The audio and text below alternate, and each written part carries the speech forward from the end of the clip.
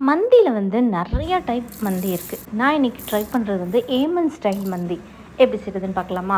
ஒரு மிக்ஸி ஜார்ல மல்லி, மிளகு, ஜீரகம், பூண்டு, மிளகாத்தூள், olive oil, salt, lemon juice சேர்த்து அத அரைச்சு ஒரு பேஸ்ட்டா எடுத்து வச்சுட்டு, சிக்கன ஒரு ஃபோர்க்க வச்சு லைட்டா குத்திட்டு, அதுக்கப்புறம் அந்த அரைச்ச மசாலாவ போட்டு சிக்கன்ல மேரினேட் பண்ணீங்கன்னா, சிக்கன் உள்ள நல்லா மசாலா இறங்கும். சிக்கன வந்து அட்லீஸ்ட் ஒரு 3 மணி நேரமாச்சும் மேரினேட் பண்ணி வைங்க.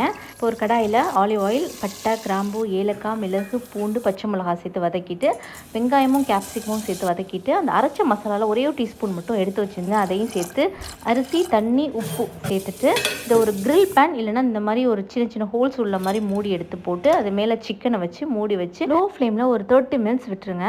30 மினிட்ஸ்க்கு அப்புறம் திறந்து பார்த்தீங்கன்னா உள்ள அந்த ரைஸ் வந்து நல்லா வெந்திருக்கும், சிக்கனும் வெந்திருக்கும். பட் அது மேலே கொஞ்சம் மசாலாவாக இருக்க மாதிரி இருக்கும். அதனால் ஒரு கடாயில் கொஞ்சமாக பட்டர் சேர்த்து இந்த சிக்கனை சேர்த்து நல்லா ரோஸ்ட் பண்ணி எடுத்துக்கோங்க. அந்த மாதிரி நல்லா ரோஸ்ட் பண்ண சிக்கனை இந்த ஏற்கனவே ரெடி பண்ணி வச்சுருக்க ரைஸ் மேலே வச்சுட்டு அதுக்கு ஒரு ஸ்மோக்கி ஃப்ளேவர் கொடுத்து எடுங்க.